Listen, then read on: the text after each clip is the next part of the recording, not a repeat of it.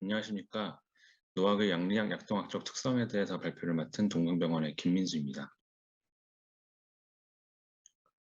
2009년 다비가타란을 시작으로 차례대로 리바록사반, 아픽사반, 에독사반이 NEJM에 실리면서 현재 4가지 노학은 비판막성 심방세동에서 널리 사용이 되고 있습니다.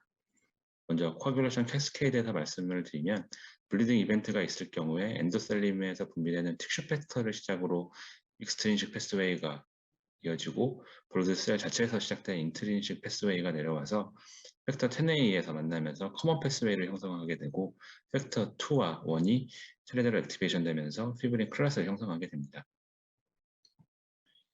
와파린으로 대표되는 비타민 K 안타고니스트는 팩터 27, 90을 모두 억제해서 캐스케이드를 억제하고 에픽사반, 리바록사반, 에독사반은 다이렉트하게 팩터 10A를 인히비션하게 되고 다비가트라는 다이렉트하게 팩터 2A, 즉 스론빈을 인히비션하게 됩니다.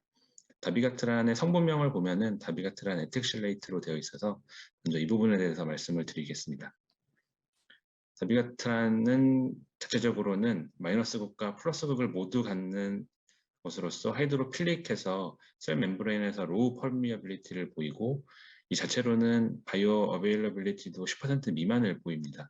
이러한 것을 극복하고자 양극단의 에틸 에스터와 핵실 카바메이트를 붙여서 뉴트럴하고 리포필릭한 머티리얼을 만들었고 셀 멤브레인에서 하이 펄미어빌리티를 보이게 됩니다. 다비가트란 엔텍실레이트 자체로는 스론빈을 억제하지 않지만 GI 트랙에서의 업솔션을 더 잘 되게 해주고 업솔션 과정에서 양 끝단에 있는 캡은 제거가 되면서 혈중에서는 액티브한 다비가트란의 형태로 존재를 하게 됩니다.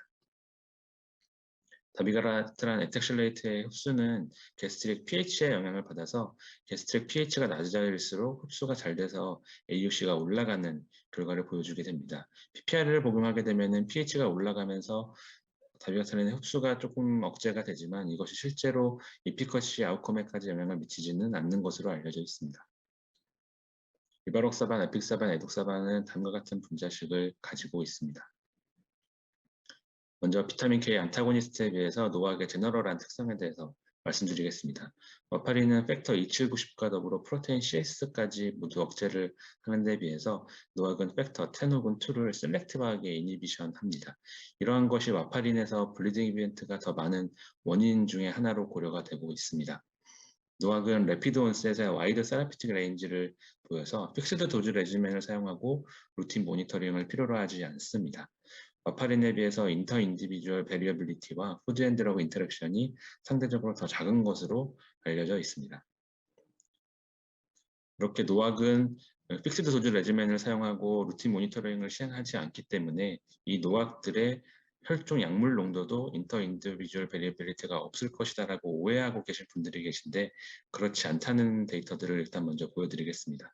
다비가트란의 랜드마크 트라이얼이었던 릴라이 트라이얼의 포스트악 애널리시스에서 다비가트란 에텍실레이트를 110mg와 150mg으로 랜덤했던 스터디이고 스티디 스테이트에 도달한 이후에 프리와 2시간 후로 해서 10%일과 90%일 각각 혈중 약물 농도를 보았을 때 전부 다 한 5배 정도의 차이를 보이고 있습니다.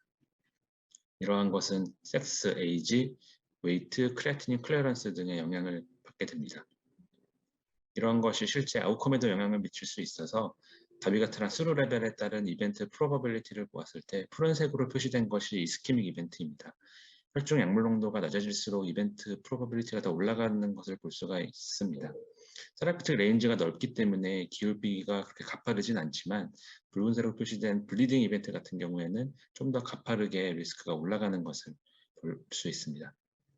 리바록사반에 대한 데이터이고 이 포레스트 플러스로 랜드마크 트라이얼이었던 로켓 AF에서의 혈중 약물농도 5%일부터 95%일까지 기본적으로 표시를 해놓고 저자들이 실제 환자한테 투약을 했을 때 혈중 약물 농도가 2시간부터 24시간째까지 어떻게 나왔는지를 본 것입니다.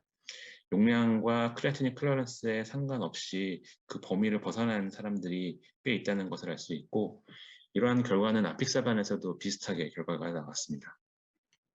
다음은 에독사반에 대한 것으로서 랜드마크 트라이얼이었던 인게이지 AF 트라이얼의 포스트학 애널리시스인데 하이도즈와 로우도즈로 랜덤을 했던 스터디이고 에독사반의 농도를 쿼타일, 즉 25%타일과 75%타일로 표시해서 보았을 때 한 3배 정도 차이가 있어서 꽤 차이가 있는 것을 알 수가 있습니다. 에독사반 수루 레벨에 따른 안티팩터 10의 액티비티를 보았을 때 리니어한 관계를 보여서 이것이 뭔가 효과에도 영향을 미칠 수 있을 것이라고 생각을 할 수가 있고 실제로 이벤트 프로바빌리티를 보았을 때 용량에 따라서 이 파란색으로 표시된 이스키믹 이벤트를 먼저 보시면은 용량이 혈중 농도가 감소할수록 이벤트 프로바빌리티가 더 증가하는 것을 알 수가 있고 세라피틱 레인지가 넓어서 이피커시 측면에서는 그리 기울기가 서 있지는 않습니다. 하지만 블리딩 이벤트는 좀 더 그래프가 가파르게 리스크가 올라가는 것을 다비가트랑과 마찬가지로 볼 수가 있습니다. 이렇게 혈중 약물 농도는 다양한 반응을 보이게 되고 그 정도가 심할 경우에는 그 약물의 아웃컴에도 영향을 미칠 수 있기 때문에 뭔가 모니터링 할 수 있는 툴이 있으면 좋겠다는 생각을 할 수가 있고 그에 대한 부분 말씀드리겠습니다. 저희가 병원에서 흔하게 사용할 수 있는 PT, APTT, ACT 같은 경우에는 4가지 노학이 다 영향을 받아서 다 프롤롱게이션을 시키기는 합니다. 하지만 이것이 퀄러테티브한 에비던스만 있지 퀀터테티브한 에비던스가 없습니다. 즉 이런 파라미터들이 많이 프롤롱게이션 됐다고 해서 그 약물의 혈중 약물 농도가 높다라고 얘기할 수가 없다는 뜻입니다. 따라서 모니터링 툴로서 사용할 수가 없고 모니터링 툴로 사용할 수 있는 것은 안티팩터 10의 어세이를 하거나 혹은 달비가트랑 같은 경우에는 안티팩터 2의 어세이 혹은 헤모클롤 어세이를 해야 되는데 이러한 것들은 저희가 실제 대한민국 병원에서는 사용할 수가 없다는 제한점이 있습니다. 따라서 이러한 것들을 종합적으로 고려할 때 모니터링 툴이 없는 상황에서 환자에게 적절한 약물 용량을 결정을 해주려면은 각 약물별로 PK/PD 프로파일을 잘 이용하고 그것을 환자별로 잘 적용을 해서 용량을 결정을 해야겠습니다. 먼저 다비가트랑부터 PK/PD 프로파일에 대해서 말씀을 드리면 스트롬빈, 즉 팩터 2A 이니비터로서 스토막에서 주로 흡수가 되고 다비가트랑 에텍실레이트 기준으로 해서 바이오 어베일러빌리티는 75%가 나옵니다. 피크 레벨은 2시간째에 도달을 하게 되고 헤파틱 글루크로니데이션이 한 20%에서 이루어지게 되고 이 20%는 바이를 통해서 엑스트루션 되고 나머지 80% 대부분은 키드니에서 언체인지드 폼으로 배설이 됩니다. 키드니의 영향을 가장 많이 받는 노학이라고 말씀드릴 수가 있고 크레아틴 클리어런스 30 미만 기준일 경우에는 정상인 사람에 비해서 약물의 혈중 농도 AUC가 6배까지 상승하는 것을 알 수가 있습니다. 에스터라제에 의해서 글루크로니데이션이 되고 사이토크롬 P40의 영향은 받지 않습니다. 하지만 흡수 과정에서 펄메어빌리티 글라이코프로테인 PGP의 영향을 받아서 강력한 PGP 이니비터인 드노네다론, 케토코나졸 같은 경우에는 혈중 약물 농도를 올릴 수 있기 때문에 도주 리덕션을 하거나 혹은 아예 금기로 대부분 얘기를 하고 있고 모더레이트한 PGP 이니비터인 PPI 베라파밀 아미오다론 같은 경우에는 그 자체만으로 도주 리덕션을 하지는 않지만 도주를 결정하는 팩터가 될 수는 있습니다. 리바록사반은 팩터 10의 이니비터로서 스토막에서 주로 흡수가 되는데 pH에 영향을 받지는 않습니다. 흡수에 있어서 음식과 같이 섭취했는지 여부가 영향을 미쳐서 HP에서 사용하는 15mg, 20mg 하이도즈 기준으로 해서는 약물과 같이 복용을 했을 때 바이오빌리티가 80%까지 나올 수가 있고 피크 레벨은 3시간째에 도달합니다. 리버에 의해 가장 영향을 많이 받아서 리버에서 3분의 2가 대사가 되고 사이토크롬 P40의 영향을 받습니다. 대사가 된 3분의 2 중에 절반은 바일로 나머지 절반은 유린을 통해서 배설되고 대사가 되지 않는 3분의 1은 유린을 통해서 언체인지드 폼으로 배설이 됩니다. 크레아틴 클리어런스 30 미만일 경우에는 정상에 비해서 AUC가 1.64배 증가하게 됩니다. 리버의 영향을 가장 많이 받기 때문에 헤파틱 임페어먼트 미드 퀄로패스가 있을 경우에는 도주 리덕션을 해야 합니다. PGP와 CYP3A4의 영향을 많이 받기 때문에 아졸이나 HIV 프로테즈 이니비터 같은 경우에는 금기로 되어 있고 아스피린 엔세이드 같은 것은 기본적으로 4가지 노학의 PK/PD 프로파일에 영향을 주지는 않지만 블리딩 타임을 증가시키기 때문에 약물 용량을 결정하는 요소 중에 하나로 작용을 할 수는 있습니다. 아필사반은 팩터 10의 이니비터로서 디스탈 스몰 인테스틴에서 주로 흡수가 되고 바이오 어베일러빌리티는 음식과 상관없이 50% 정도가 나오고 피크 레벨은 3시간째에 도달을 합니다.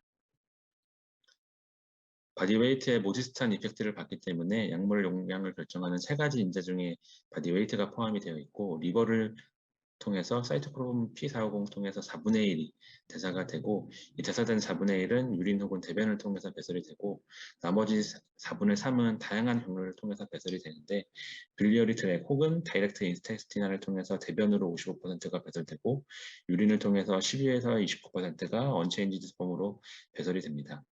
키드니의 영향을 가장 적게 받는 노악으로서 크레아틴 클리어런스 30 미만일 때 AUC는 1.38배 상승하게 되고, 리버의 영향은 차일드 퍼그 B일 경우에 AUC 1.09배 정도로 상승하게 됩니다. 배설되는 경로가 다양하기 때문에 드럭 인터랙션은 비교적 작은 약이긴 하지만 포턴트한 CYP3A4 혹은 PGP 인지스 혹은 이니비터 같은 경우에는 약물 용량을 결정하는 인자로서 작용을 할 수는 있습니다. 에독사반도 팩터 10A 이니비터로서 프록시말 스몰 인테스틴에서 주로 흡수가 되고, 흡수에 음식은 영향을 미치지 않고 바이오 어베일러빌리티는 62% 정도 나오고 피크 레벨은 한두 시간째에 도달합니다. 리버를 통해서 4분의 1이 대사가 되는데 카르복실 에스터라제에서 대사가 되고, CYP를 통해서는 미니멀한 이펙트만이 있습니다. 유린을 통해서 절반 정도가 언체인지드 폼으로 배설이 되게 되고, 빌리어리 혹은 메타볼리즘을 통해서 나머지 절반이 해결이 됩니다. 크레아틴 클리어런스 30 미만일 경우에는 1.72배 정도가 돼서 리바록사반과 비슷하게 키드니에 영향을 받게 되고, 헤파틱의 영향도 덜 받아서 차일드 퍼그 B 기준으로 해서 AUC가 0.95 정도 나와서 영향이 거의 없는 것으로 알려져 있습니다. 에독사반은 앞서 말씀드린 대로 CYP3A4는 마이너 롤만 있어서 영향이 별로 없지만 PGP에 의한 영향은 어느 정도 받아서 careful consideration이 필요합니다. 그래서 앞서 말씀드린 내용이 이 유럽 부정마켓 가이드라인과 대한 부정마켓 가이드라인에 다 비슷하게 정리가 되어 있고, 말씀드리지 않은 내용은 하프라이프를 보시면은 4가지 다 비슷하게 10시간대 초반 정도가 나와서 블리딩 리스크가 하이인 오퍼레이션을 할 때 48시간 이상 약물을 중단하라는 근거가 됩니다. 크레아틴인 클리어런스에 따른 도즈 어저스먼트를 정리한 표이고, 가장 영향을 많이 받는 다비가트란 같은 경우에는 크레아틴 클리어런스 30 미만일 때 금기가 되고, 나머지 약물들은 15 미만일 때 금기가 됩니다. 가장 영향을 덜 받는 아픽사반 같은 경우에는 크레아틴인 1.5 기준으로 해서 약물 용량을 결정하는 3가지 인자 중에 하나가 되고, 리바록사반과 에독사반은 50과 30 사이, 50과 15 사이에서 도즈 리덕션을 하게 됩니다. 그래서 각 용량별로 스탠다드 도즈가 이렇게 정리가 되어 있고, 리바록사반은 크레아틴 클리어런스 15에서 50 사이 감량을 하게 되고, 다비가트라는 30에서 50 사이, 연령 75세 이상, 50kg 미만일 경우에 감량을 하고, 포터탄 PGP 저해제일 경우에는 금기가 되고, 중등도일 경우에는 도즈 리덕션을 하고, 안티플레이틀릿을 같이 먹을 경우에 또한 도주 리덕션을 하고, SSRI 혹은 SNRI를 병용할 때도 감량을 해야 합니다. 에독사반은 3가지 중에서 한 가지를 만족하면은 감량을 하게 되고, 체중 60kg 이하, PGP 이니비터 혹은 크레아틴 클리어런스 10에서 50 사이에 감량을 하게 되고, 에픽사반은 나머지 약들과는 다르게 한 가지만으로 감량을 하진 않고 3가지 중에서 2가지 이상을 만족하면 감량을 하게 되는데, 60kg 이하, 80세 이상, 크레아틴인 1.5 이상입니다. 앞에 말씀드린 것들만으로 해서 용량을 결정하면 안 되는 것이 리버나 드럭 인터랙션도 종합적으로 고려를 해야 합니다. 먼저 리버 디지즈 보시면은 차일퍼그 A에서는 특별히 감량이 필요 없지만 B에서는 영향을 가장 많이 받는 리바록사반은 금기가 되고, 나머지 3가지 약은 감량 및 주의 사용이 됩니다. C에서는 4가지 약 모두 금기가 됩니다. 다음은 드럭 인터랙션에 대해서 부정맥의 가이드라인에 정리되어 있는 표입니다. 노란색은 2가지 이상일 경우에 감량을 하게 되고, 주황색은 한 가지만으로 감량, 빨간색은 금기가 됩니다. 드론레다로는 포턴트한 PGP 이너비터이기 때문에 다비가트란과 리바록사반에서 금기가 되고, 에독사반에서는 감량을 해야 됩니다. 아미오다로는 4가지 모두에서 노란색으로 표시가 되어 있고, 딜티아젠 및 에픽사반에서 노란색, 베라파밀이 다비가트란에서는 감량해야 되고, 에독사반에서 노란색으로 표시가 되어 있습니다. 리판피는 반대로 혈중 약물 농도를 낮추어서 오히려 효과를 없애버릴 수 있기 때문에 금기가 되고, HIV 프로테이즈 인히비터 다 금기가 되고, 아졸 계열에서는 플로코나졸을 제외하고 이트라코나졸, 케토코나졸, 보리코나졸은 에독사반에서는 감량을 해야 되고, 나머지 약물에서는 금기가 됩니다. 그 외에 나이, 체중 같은 것도 고려인자에 포함이 되어 있습니다. 또한 항암제나 면역 억제제에 대해서도 이렇게 정리되어 있는 표가 ESC 가이드라인에 있어서 참고를 하실 수가 있습니다. 이상으로 테이크홈 메시지를 정리해 보자면, 노악은 비타민 K 안타고니스트와 비교해서 와이드 세라피틱 레인지를 보이기 때문에 픽스드 도즈 레지멘에 루틴 모니터링을 필요로 하지 않지만, 플라즈마 콘센트레이션은 환자별로 베리어블하게 나타날 수가 있고, 그것이 심할 경우에는 약물의 이피커시와 사이드 이펙트에도 영향을 미칠 수가 있습니다. 노악은 4가지 약물별로 PK/PD 프로파일도 베리어블한 양상을 보이고, 이러한 점들을 고려했을 때 노악을 각 환자에서 적절한 약물 용량을 결정해주기 위해서는 크레아티닌 클리어런스, 에이지, 바디웨이트, 리버 펑션, 드럭 인터랙션 등이 다양하게 고려가 되어야겠습니다. 이상입니다. 감사합니다.